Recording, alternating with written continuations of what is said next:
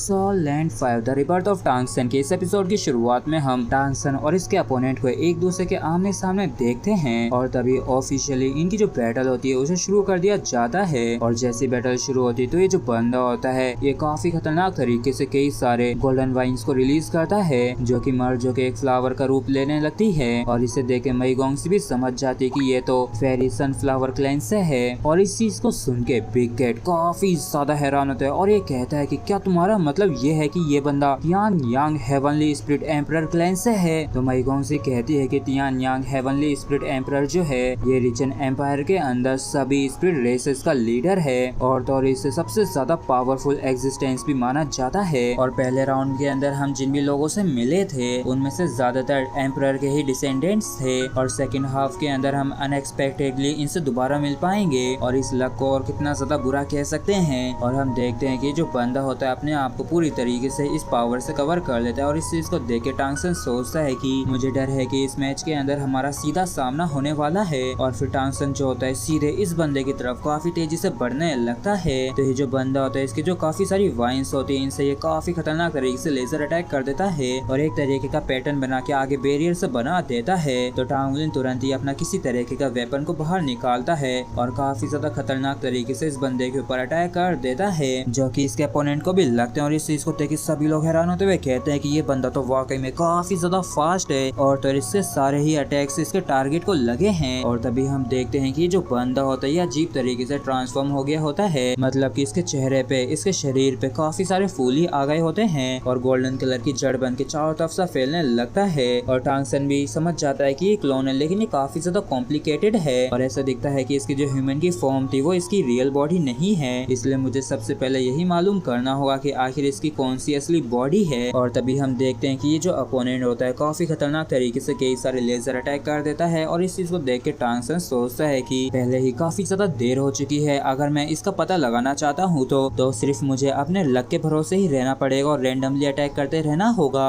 और फिर कहता टांग सन तुरंत ही घोस्ट परप्लेक्सिंग शैडो का इस्तेमाल करता है और इन सभी अटैक्स को डॉज करने लगता है। लेकिन तभी एक अटैक काफी ज्यादा इसके करीब आ जाता है और ये समझ जाता है कि अब इसे अवॉइड नहीं कर पाएगा। और तभी ये बिग कैट की एबिलिटी को इस्तेमाल करता है और इस अटैक से अपने आप को बचा लेता है। और इस चीज को देखे बिग कैट भी काफी ज्यादा हैरान होता है और सोचता है कि मैंने तो बस इसे एक बार ही करके दिखाया था लेकिन तब भी इसने इतने आराम से इसे मास्टर कर लिया। जबकि सब टांग सन सोच रहा होता है कि ऐसा दिखता है कि मैं अपने अपोनेंट को नहीं हरा सकूंगा बिना अपने अटैकिंग स्किल का इस्तेमाल किए। और फिर कहता टांग सन तुरंत ही अपने हैमर को बाहर निकालता है और काफी तेजी से इसकी तरफ बढ़ने लगता है। और जैसे ये सांस लेता है तो इसके अंदर थोड़ी बहुत एनर्जी भी चली जाती है और तुरंत ही टांग सन अटैक करने लगता है। तो ये जो फ्लावर होता है तुरंत ही इसके ऊपर लेजर अटैक करता है तो टांग सन भी तुरंत ही अपने हैमर से इसके अटैक को ब्लॉक करता है। और इस तरफ इसके अपोनेंट के भी पसीने छूट गए होते हैं और ये परेशान होते हुए सोचता है कि आखिर इस बच्चे के साथ क्या दिक्कत है जो ये सारे अटैक्स को मेरे ब्लॉक कर पा रहा है। और तभी टांग सन अपने ब्लू सिल्वर ग्रास से अपने हैमर को खींचने लगता है लेकिन तभी अचानक से इसकी जो ब्लू सिल्वर ग्रास होती है बीच में से टूटने लग जाती है और टांग सन की बॉडी के अंदर जो बच्ची है वो अचानक से कहने लगती है कि ये तो काफी ज्यादा बुरा है डैडी, सच में काफी गर्मी लग रही है और ये काफी गर्म है। और टांग सन भी समझ जाता है कि जिंग जिंग होश में आ गई है। जबकि इस सब ये जो अपोनेंट होता है ये अटैक करते हुए कहता है कि आखिर तुम्हारी हिम्मत कैसे हुई हमारी फाइट के दौरान डिस्ट्रैक्ट होने की। जिसके बाद ये वाकई में काफी ज्यादा खतरनाक तरीके से टांग सन के ऊपर अटैक करने लगता है